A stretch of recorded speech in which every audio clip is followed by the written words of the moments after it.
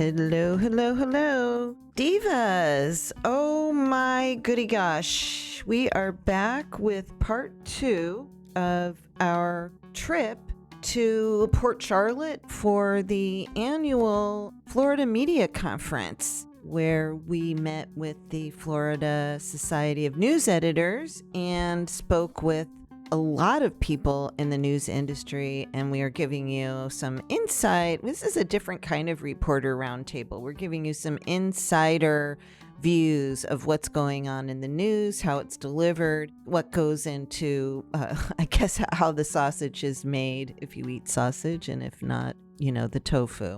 So this week, you're going to love these guests. I love them, and you are going to love them. I guarantee it. Michael Kelly, the owner, publisher of the Herald Tribune, a long-serving family newspaper that covers the Peace River Valley. Don't know where that is? Listen and find out. And yes, Michael will tell you the infamous tale of the gentleman and the donkey. And we also check in with Katie Sanders, the editor-in-chief of Politifact. Ever seen the Truthometer and the Pants on Fire ratings? Yep, that's Katie Sanders' shop. And their team fact checks not only journalism, but what candidates are saying and online hoaxes, keeping everybody honest. You really are going to also enjoy hearing from Katie. And yes, she is one of my OGs from back in the Wayback Machine. So please join us for part 2 of our annual trip to the Florida Media Conference with our 2 stellar special guests. I think 2025 is certainly bringing the most headwinds we've ever seen, in terms of efforts to degrade journalism. You're listening to Deeper Dive with Dara, a podcast by the News Service of Florida. Let's dive in. Okay, Divas, we are here in Punta Gorda. Are we in Punta Gorda? Port Charlotte. Okay, and I am not alone. I am in Port Charlotte at the Florida Society of News Editors and Publishers. And with me, I have the one and only Katie Sanders, and she is the Editor-in-Chief of Politifact. Okay, thank you. I couldn't remember if you were the editor. It's the editor-in-chief. She's back with us. We did get a chance to visit with her during the last conference, and so much has happened since we caught up last time. So tell us a little bit about what you do. I know you're on a time crunch and so much to do here at the conference. And you are also on the board of FSNE. Are you on the board? Yes. I've been on the board as the member of the Pointer Institute. And the Pointer Institute? Pointer is a nonprofit organization that trains journalists and the public on journalism. That's right. We help people with their craft and do a lot of education on media literacy for the general public too. And you've been doing that. Pointer's been doing that for a long time. And Politifact is a fact-checking website. I oversee a team of about 20 people. And so we have a lot of reporters who monitor elected officials and candidates for higher office. And so, of course, in Florida, that means we do a lot of fact-checking of Governor Ron DeSantis. Yes. And at the presidential level, Donald Trump. That's right. And the last time we spoke, you were doing a lot of fact-checking on it was right in the run-up to the elections. It was months before the election, the 2024 elections, I guess. I don't remember the exact dates of the last conference, but last July was so crazy. Yes. With the assassination attempt. That's right. We did. We talked about that. That's right. And then Joe Biden dropping out. Right. And then, Kamala entering the race. So it was just a wild summer. This one has also been busy. Yes. Tell us. So and the reason if I sound a little kerfuffled, it's usually I spend a lot of time prepping the questions and researching. And Katie is one of my OGs. And so we're sitting here and we both were doing things and we rushed up here to my room at the Sunseeker Resort in Port Charlotte. And we're overlooking this lovely parking lot. It actually is a lovely parking lot, I have to say. There's a lot of palm trees and water and fountains and stuff. And so if I sound a little unprepared or off the cuff, it's because I am. But we're just catching up. So We it's are very catching up. authentic. It is very authentic. Anyway, let's get on to what our divas want to hear about, and that is what is going on. What are you fact checking now? There's so much happening, and there's stuff coming out of the Trump administration. We've got so many things happening in Florida with a new Attorney General James Othmeyer, a new Chief Financial Officer, Blaise Ngolia, two appointees of Governor DeSantis. So tell me, what have you guys been spending a lot of time digging into? On the Florida side, we've been doing a lot of work on alligator Alcatraz. Oh, and I forgot. Okay, as I said. Yes, because immigration. I'm calling it the detention center in the Everglades. It is official name is Alligator Alcatraz. And what are you doing on that? What are the main fact-checking items affiliated with that? There's so much disinformation about it. There is. And confusion. There's a lot of confusion because the transparency is wanting. So we're digging in, just like our friends and competitors in the in-state media. You know, I think the first claims about it started with, well, how will this be funded? Right. And I think, there was assurance from state officials that this would come from a FEMA fund. I think people heard FEMA fund and assumed that meant diverting emergency resources. So some of our initial coverage was explaining this fund is currently being used for housing migrants. But there are since questions that have opened up about, will Florida apply for assistance? How much will it get? Does this really fit the criteria? So there's some regulatory nitty gritty that we'll continue to cover.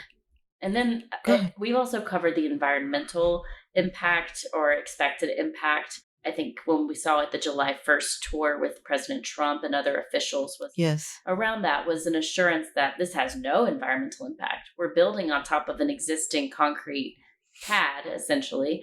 So people are overblowing the environmental concerns. There were 100 flights a day taking place here before we started this, is something that they said recently. With the statistics, yes. I am. Okay, so I can't verify that. I don't know. That's something that the governor said recently. Let me remind the listeners that we are recording this today on July 31st, and this is a very rapidly evolving situation. And so this won't be coming out this weekend. It will be coming out the following weekend. But so in terms of the details of what we're talking about, those things might change. Our knowledge level might increase. Some of the things you talked about, who's paying for it, who's running it. That's the subject of the lawsuit that the judge nobody seems to be able to figure out. Is it federally run? And that feeds into the litigation over the environmental impact of the facility on the Everglades, because it is in the Everglades and it's surrounded by Big Cypress National Preserve. Well said. And what county is it in? Who's responsible for it at a very micro level? What are the hurricane plans? When we were doing the environmental story, we found ourselves, our reporter, kind of recreating an environmental impact study that didn't happen before this went down. Talking to environmental lawyers, talking to different environmental experts about what could happen to various habitats, what could happen with wastewater, with any number of things. And so our fact check resulted in a false rating for Governor DeSantis, saying that there would be absolutely no environmental impact. People said that was just preposterous.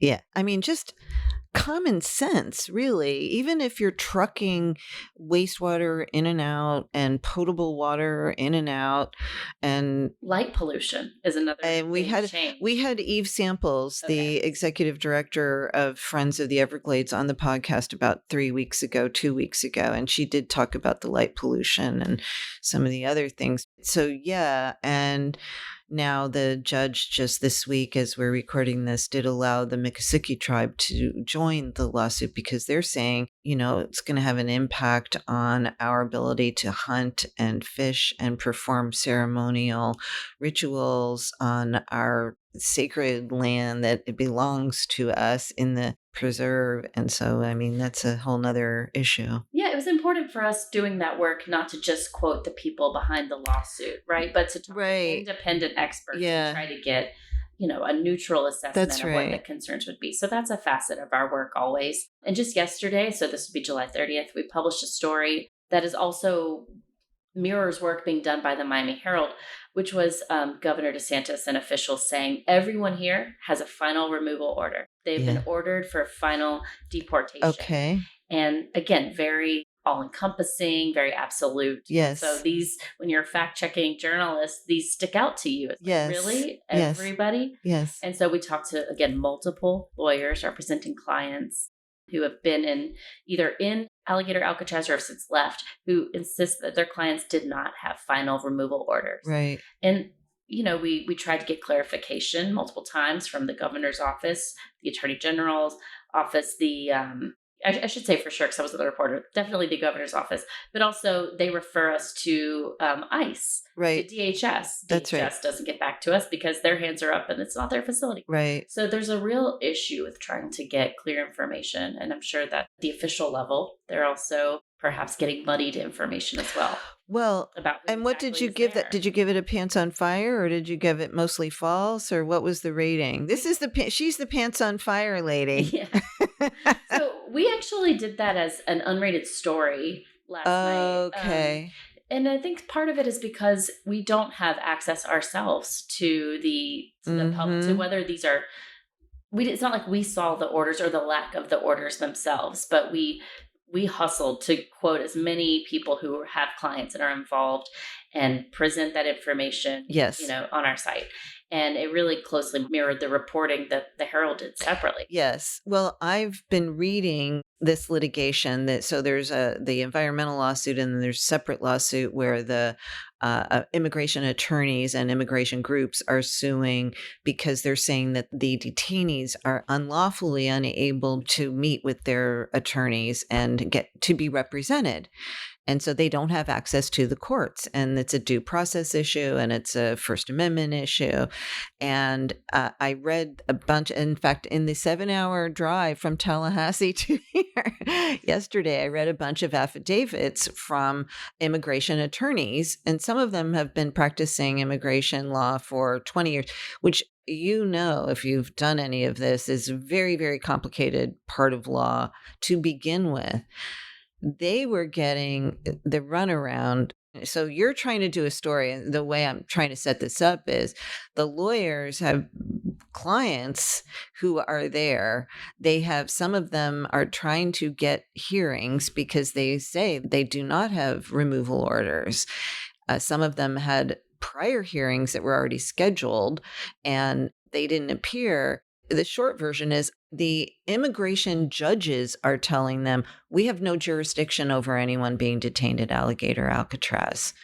And so we can't process them in immigration court. So the attorneys are saying, well, this has never been done before, where you've got people who are being held, can't even make a private phone call to their attorneys. And they do not have access to, they don't have a way of trying to bond out or challenge that in court.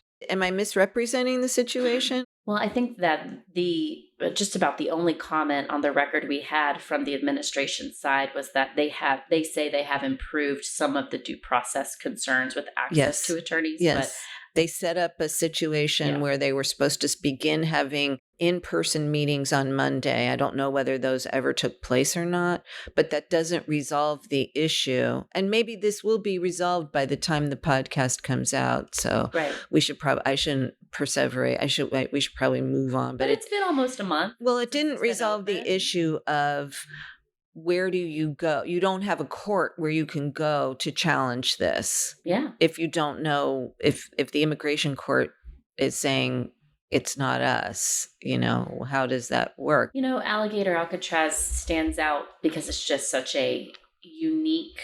Yeah. Everything about it is unique and untested, right? Yeah. But we're going to be seeing more incentive for states to erect these kind of on-the-spot facilities. That's true. In a judicial process that is much cloudier than other legal processes, and doesn't have as much transparency. And the permitting and the spending too.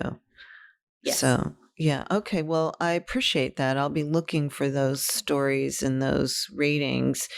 And again, cautioning listeners that, this is rapidly changing. So what else are you all looking at? Well, let's see. The week is important. So it's the last week of July. And we are covering a lot of Jeffrey Epstein related news. We had Julie K. Brown on this show. No one's going to do it better than Julie. I know. So you guys know everything you need to know. Right. Then. But, there's new stuff that's coming out because after I had her on the show, now all of a sudden, Ghislaine Maxwell's lawyers are negotiating with the Justice Department to get her, something. Exactly. And then Trump is kind of revisiting his story about why he severed ties with Epstein, and so we've written the what we know. He stole her from me. I think I saw that he stole her from me, talking about. So there's news, Virginia. I can't pronounce. I don't want to butcher her last name, Same. but she's the young woman who took her life after. Anyway, yeah, it's just been a wild ride with the Epstein. Have you been doing a lot of fact checking on that?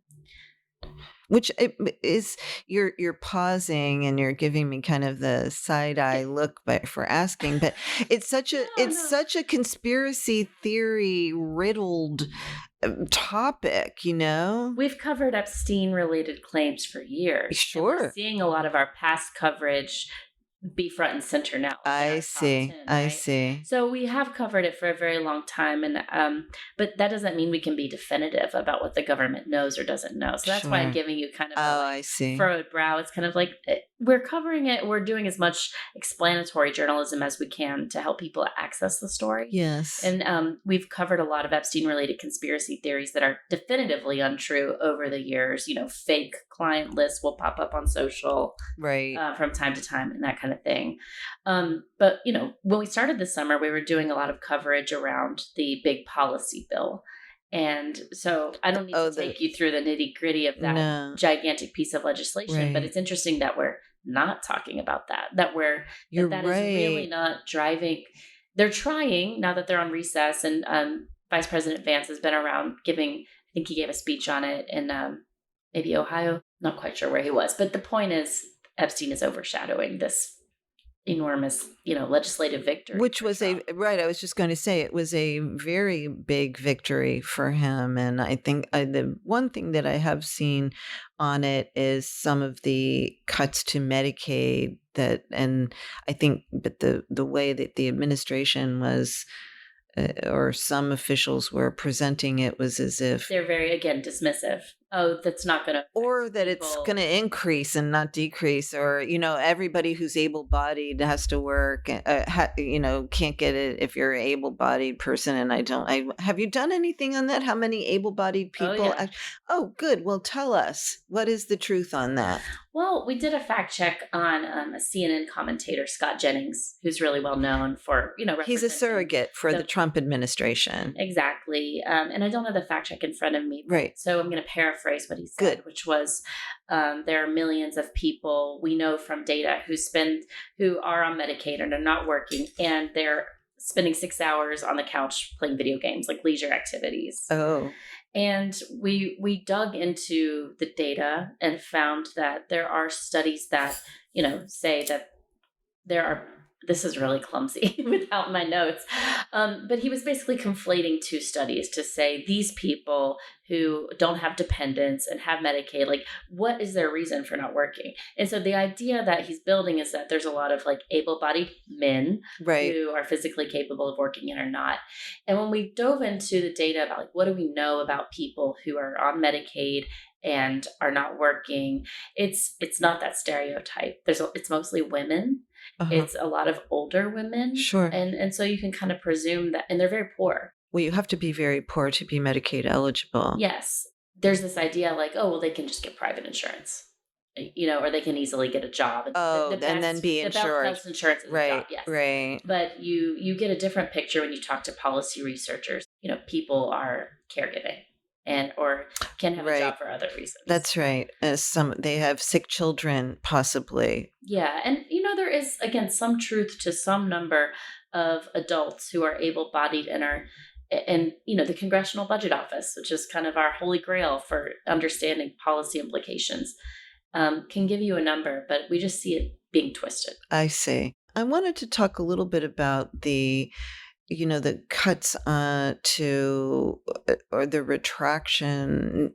I'll ask the question. You correct me. Feel free to on endowments or sponsorship or grants for the arts and for other things like public radio, things like that.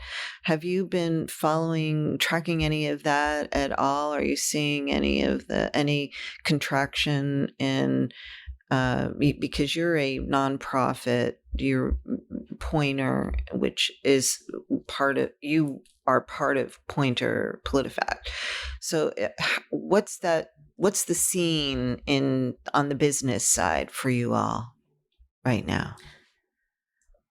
There is a trickle down that's pretty undeniable when the current move from the government and its messaging to private sources or its funding is ending is like, we don't want to promote media literacy trainings. We don't want to support public media, which can then sign up for Pointer educational courses for its staff. Or we don't think fact checking is something that private tech platforms should prioritize. There's just a lot of pressure. And I don't want to make it sound like it's just on Pointer, it's just on Politifact, because it's certainly not.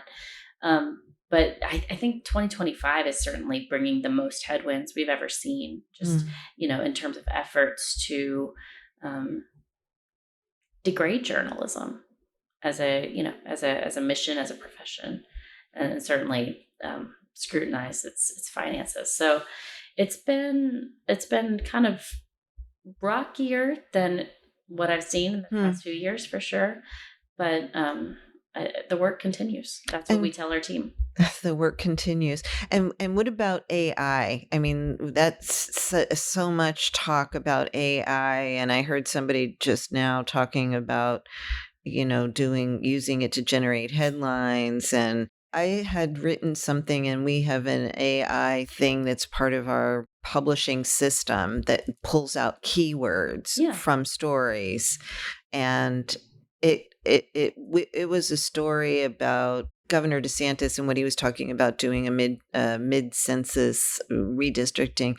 And one of the terms that came out was redistricting in Wisconsin. And it was like, we had nothing about Wisconsin in there. I don't even know.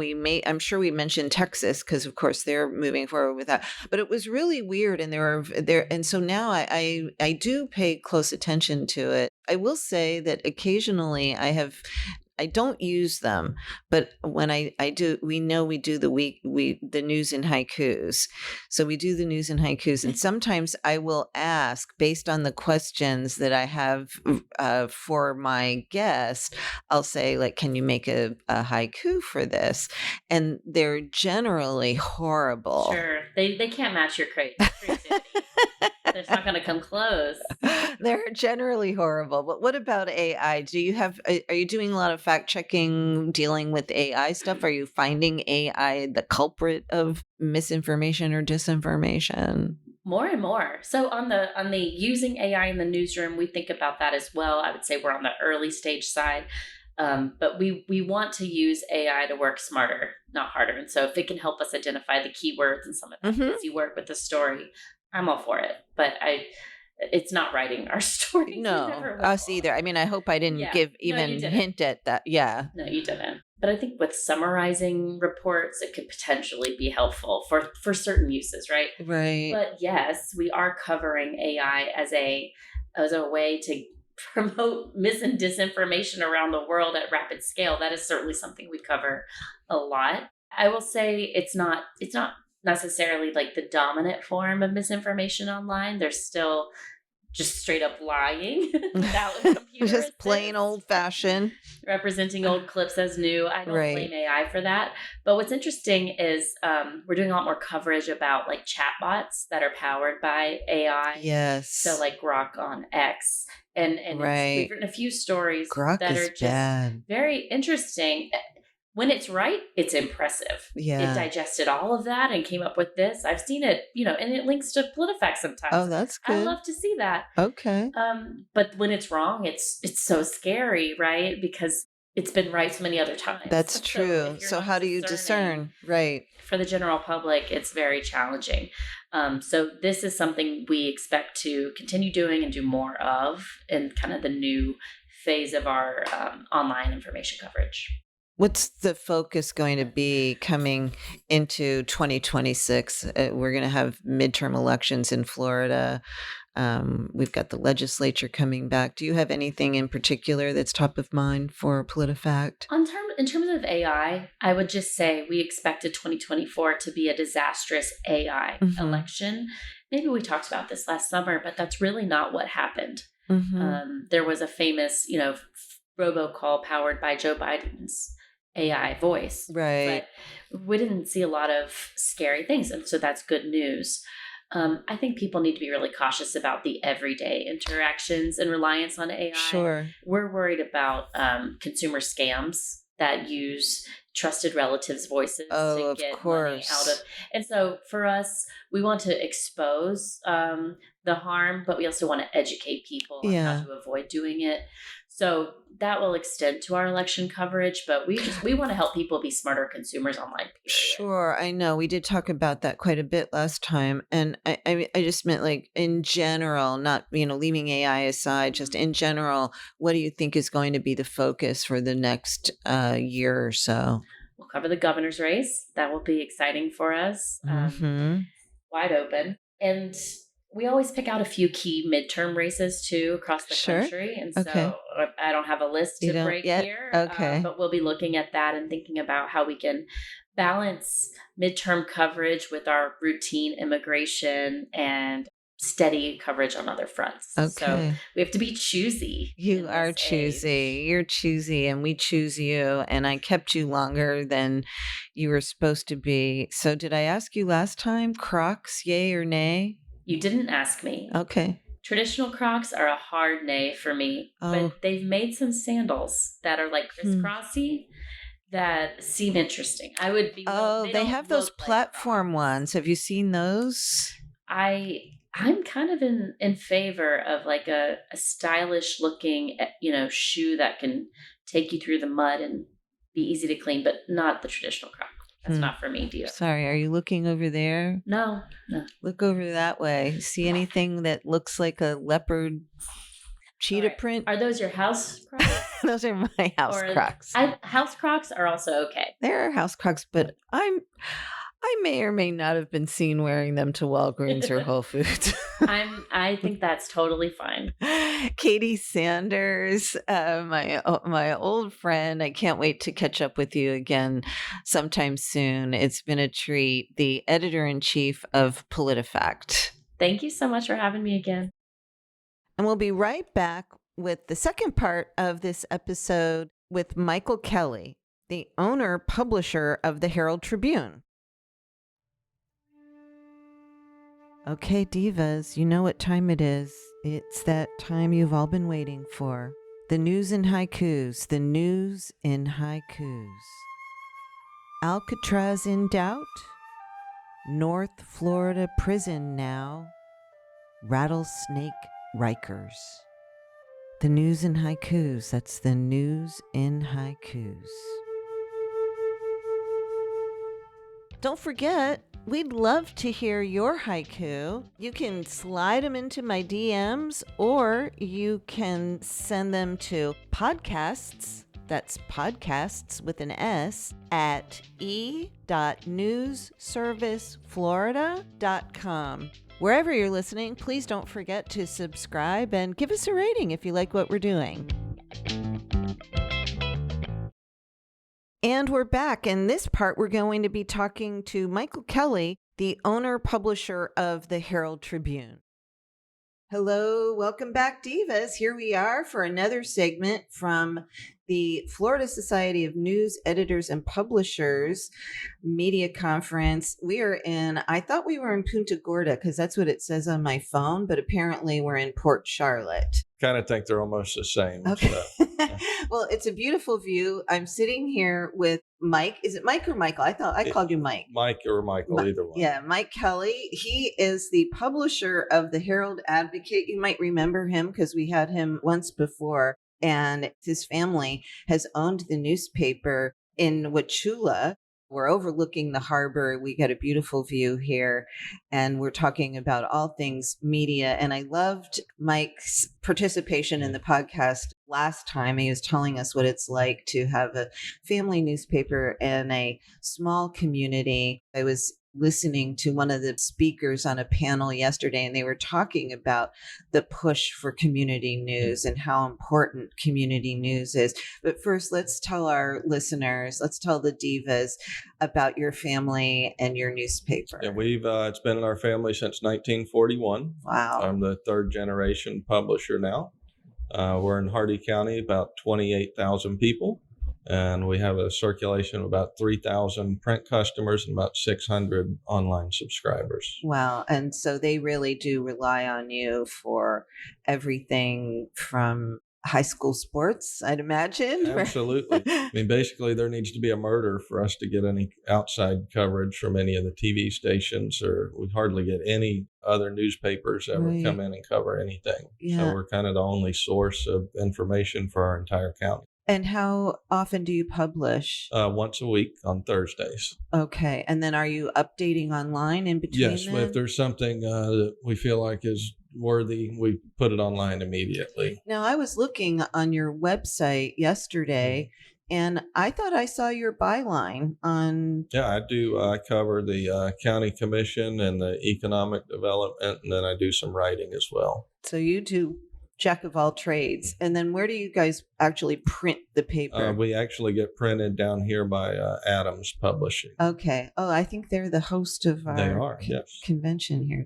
All right. Well, you were telling me, you just mentioned briefly, you've got kind of a big news, not kind of, you definitely have a big news story there. Tell us a little bit about there that. was a trial in January. We had a grandmother that got convicted for involuntary manslaughter, leaving her grandchild in the car for about 6 hours. And unfortunately, the little under 2-year-old child died. Oh, wow. And what kind of reaction did the community have to that story? There was a lot of support for her still. I know after the verdict was announced, she was sentenced to 5 years.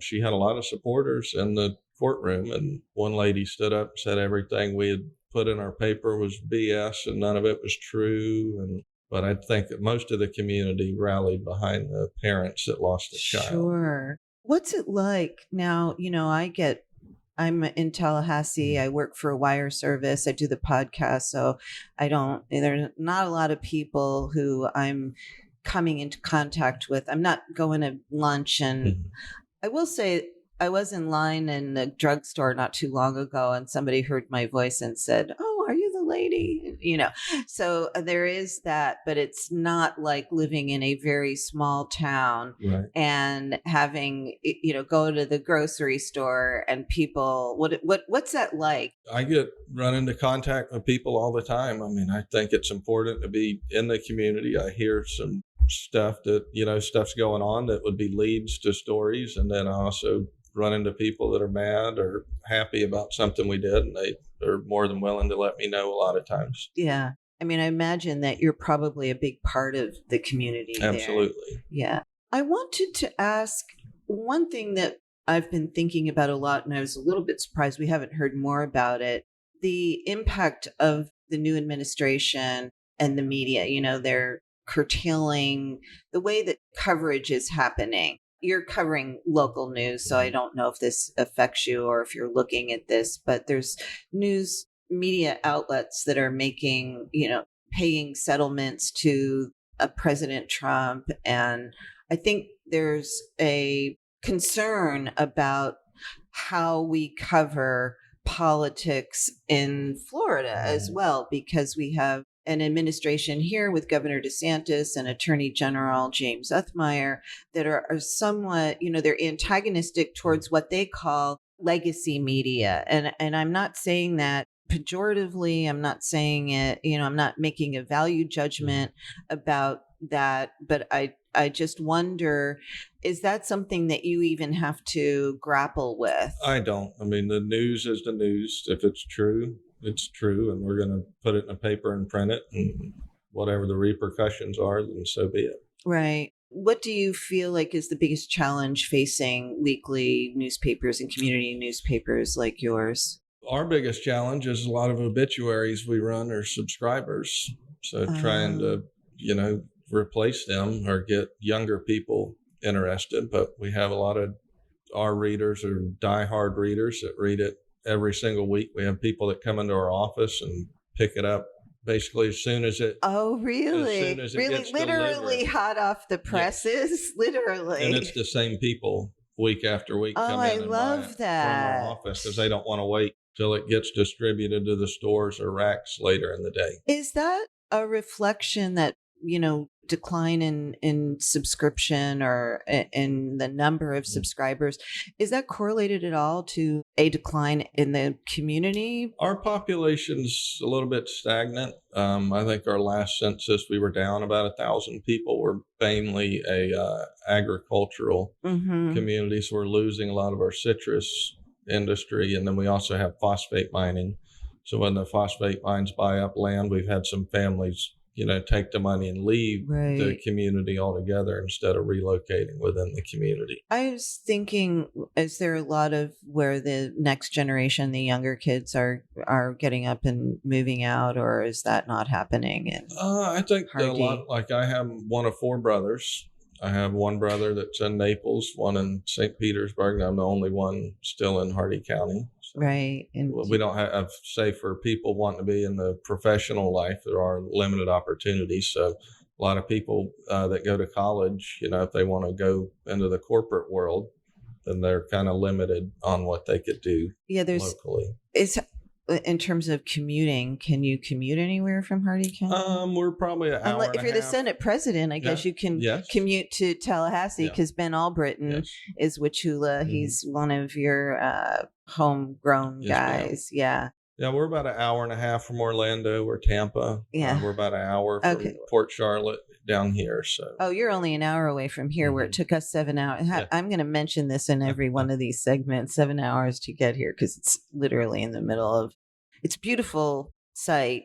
It's just, it was too far. So the subscription challenges, are you doing anything? Are you hearing anything here that has you excited about a new way to broaden your audience? I just got done talking to some people that I've been a hard paywall person, and they're promoting giving away articles for free. And so I just talked with them and about the people that come to your site wanting to read a story and then leave. Right. But that one trial that we talked about, when we published that story, we got 40 new subscribers overnight, just basically wanting to read that one single story. Oh, wow. So it takes a big news event to try to... The people that aren't regular readers, yes, they're interested in certain things. So. Well, hopefully, I mean, you don't want to hope for that kind of news, but as long as there's news happening, but there always is news.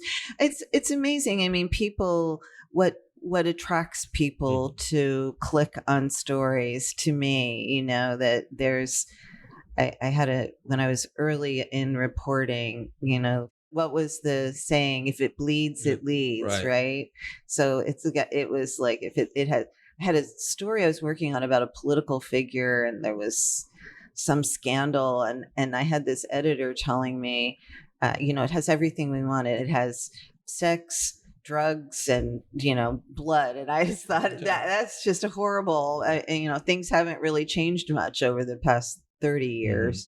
Your dad also still works with you, and so what's that like, working with your dad? We have a pretty good relationship. He's not into technology at all, so that's a little bit challenging when I'm wanting to do things that he doesn't see a benefit of that obviously would be better, but he's works about half time. He's 82, So he gardens. He's for here. about half Yeah. the day. Yeah, He's he's here. He's been coming here for over 50 years. Oh to my every single goodness. conference. Oh, wow. Well, let's do this. That's your dad. And his name is Jim. Jim. Yeah. I know, because I just ran So he's into got a him. lot of knowledge and experience. So Is there anything that you're doing that he says, oh, hell nah, why are you doing that? He didn't really see the need to have a website at all. Oh my It's gosh. And then we had our own press, a 3-unit black and white that we outsourced our printing, which he was reluctant to do. Now we got color, and that's been a great thing. So I think regular, younger people especially may not really fathom the sort of romantic attachment to printing presses. I remember when I worked for the Palm Beach Post, when we started outsourcing, I always worked up here. I never worked at the mothership, but I would go down there periodically to visit with the higher ups. And I remember when they sold the printing presses and dismantled the printing, and it was like a funeral down there. It was a very sad day. And I was in this panel yesterday, and there was somebody talking about how they just bought a printing press. Right. I forget. I think it was in Missouri or someplace, but I will add a little addendum to that. I think they also bought a dairy, and they are doing home delivery in glass bottles of milk and ice cream. So I'm not sure that's kind of the wave of the future. There's something about a printing press to me that's almost like looking into a campfire. When it runs, it's mesmerizing and amazing, the sounds and smells, and like they're printing. Ours was an older, slower press, and we were printing 10,000 copies an hour.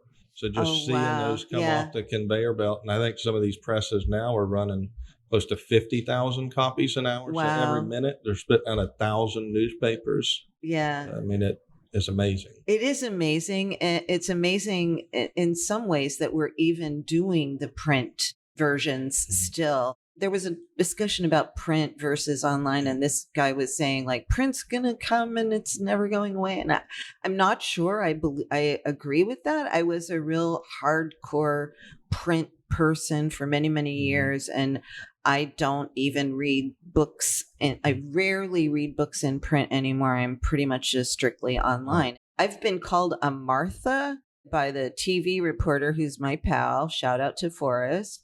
And recently, a colleague who I love called me. I was taking my car in to be fixed in something. It was like, oh yeah, you're one of those over 50 ladies. You drive a Subaru. Subaru is the car for single ladies over 50. And I thought, okay, well, I'm a Martha and I'm a Subaru driver, so I'm certainly being categorized. Or anyway, where was I going with that? About print. Yes. Yes. And I'm like, I'm not that old. I have a tattoo, and everything I do is online. But anyway, because it's all about me. But the printing presses and the print, do you think that print is going to go the way of the dinosaur, or do you think we'll still be reading hard copy newspapers? I kind of think there'll still be a need for hard copy. I was talking to somebody the other day that these moms nowadays, like when I was playing sports, I have a scrapbook of all my stuff. Oh, yeah. So the moms now have like a digital place where they're putting all that stuff, and I really don't know. I'd be interested to find that out. Right. But we have some people that will call our office and say, hey, I want a paper from 20 or 30 or 40 years ago when I got some award, and they want a hard copy of it now. So do you have that? We have a single edition book in our office going back to about 1929. Some of the pages are so brittle that it's hard to even turn the page because the paper just breaks. Oh, I would love to. So we see are that. able Are to. you archiving that now? We are archiving that now, yes, and we have it on microfilm going back to about the 50s. But those older books, we can open them and take a picture and send it to somebody. Wow. See, history. I'm a huge history buff, and I just think that's so great. I went to a talk that a marine archaeologist gave in Tallahassee not long ago, and she was talking about these shipwrecks in the Big Bend area in Appalachia Bay, and they were, a lot of what they're doing when they're trying to figure out what ships these were, they're looking at these old newspaper clippings To from, find out where they originated yes, from. and how and who they were sold to, and there was a storm, and a lot of them were sunk after storms, and so they were part of the news story about like ship. I can't remember the names of them, but they sunk after these massive storms came through, and so it just makes you realize how important it is for us to be documenting history. That is neat. Yeah. I know I asked you before and you gave us this story. Was that the most controversial story that you've been covering lately, or what? Probably. A few years ago, we had a man get arrested for having sex with a donkey. Yeah. And somebody actually sent us some photos of it. Not the actual act, but him near the donkey. Okay. And we ran those photos, and somebody called and said, I can't believe you ran a picture of somebody having sex with a donkey. And I said, well, he's not doing that in the picture. It Right. was before it took place, but that was very controversial. Yeah. Okay. Well, I I kind of baited you into it and you fell for your. So is there anything you'd like to add to us to let our listeners know about life in Wauchula at the Herald Advocate? No, I mean, we did get quite a few state appropriations approved this year, which is much needed for a small rural community such as ours. Our jail is built in a very low area. It's a maintenance headache. I think we got about $25 million to build a new jail, which I don't think our county would ever be able to afford on its own. Our entire ad valorem proceed budget this past year was $22 million. Oh, wow. So, I mean, that's to run our. You'd have to take on a lot of debt to Absolutely. do that. Yeah. So, all right. Got money for the jail. Yeah. I don't know. Senate president might have had something to do with that. I'm sure it did. We're very happy to. I think it's important, too, to have a Senate president and people in power in Florida that come from the rural communities, have some influence. I know he pushed that big rural renaissance package to try to. The interior of Florida is obviously a lot different. We're over here on the coast looking at the water, and there's these new giant buildings and beautiful places and tourism, and a lot of the rural and interior parts of Florida are agriculture. True. And some of the most beautiful places, I think, in the state, too. I agree. And as somebody who has traveled almost every inch of this state on campaigns and natural disasters, I agree that our rural communities are often underappreciated, often, I don't want to say left behind, but forgotten about. And where I live in Tallahassee, we are surrounded by fabulous rural communities. You only have to drive 20 minutes from Tallahassee. Well, I say 20 minutes. I live in Midtown. It takes 20 minutes to get anywhere. So you only have to drive a half hour to be really in the boonies, from the capital of the third largest state in the nation. And I do appreciate that the Senate president has made that a priority. So, and I think there are some people now relocating inland after storms, that got flooded or don't want to be on the coast, or it's getting too busy or you're too not hectic. safe anywhere, though. They come all the way across. They're not. But, I mean, look at Madison, right? And look at Perry. But you're right. It is.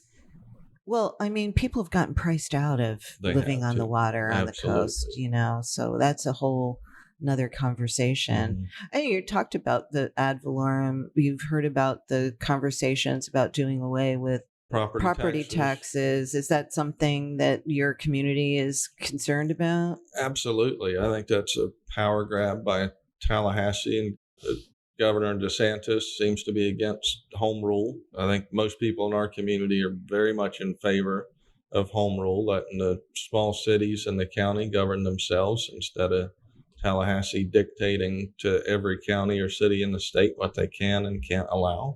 There's been a lot of concern about that from the counties and cities.